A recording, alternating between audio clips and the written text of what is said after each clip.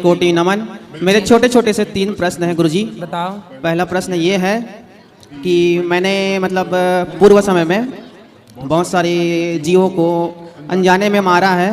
कैसे और मारा? मतलब मांस भक्षण करता था पहले अच्छा, मैं। मांस खाते थे। हाँ, और मतलब अनजाने में ही ज़्यादा जीवों को नुकसान पहुंचाया, उनको मारा है। जानबूझकर तो बहुत कम किया हूँ। सही है। तो मैं इस चीज़ का पश्चाताप कैसे कर सकता हूँ, जी, ये मेरे को जानना था। अब जो पाप बन गया है ना, खुश रहिए। अब आप ये पाप करना मत। अब जी। जो हो गया सो हो गया, अब नहीं करना।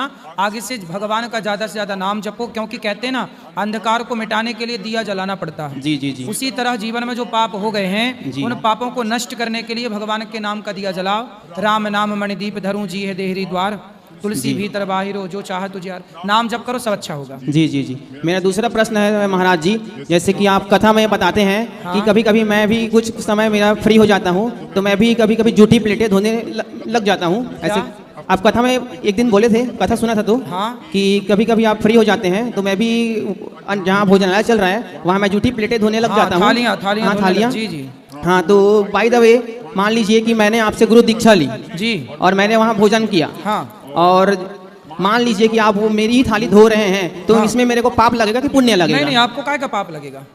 तो आप तो मेरे गुरु जी हैं। आपने धुलवा जान, ये तो मेरी श्रद्धा। देखो, पाप पुण्य भाव से चलता है। भाव मीन्स मेरा भाव ये है कि आप लोग आए हैं तो आप भगवान हैं, अतिथि देवो भव। हाँ। तो मैंने जो अपना कर्तव्य है कि मैं अतिथि की सेवा किया तो मुझे उसका फल मिलेगा। जी, आपने भोजन किया कि प्रसाद है ये भगवान जी का, आपने प्रसाद पाया।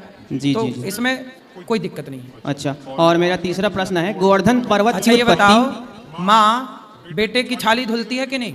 होती है। फिर तो गुरु माँ भी होती है, गुरु हाँ। माँ का काम भी करता है जी। और पिता का कर्तव्य भी पूरा करता है। जी जी जी। इसलिए आप सब बच्चे हैं। गुरु शिष्य होता है पुत्र, जी जी शिष्या होती है पुत्री, गुरु होता है पिता। गुरु मतलब पिता। जी तो जब पिता है, जब माँ है, तो इसमें कोई दोष नहीं है, घर की बात हो गई फिर ये। जी जी। मेरा तीसरा प्रश्न है, गोवर्धन पर्वत की उत्पत्ति कैसे हुई है?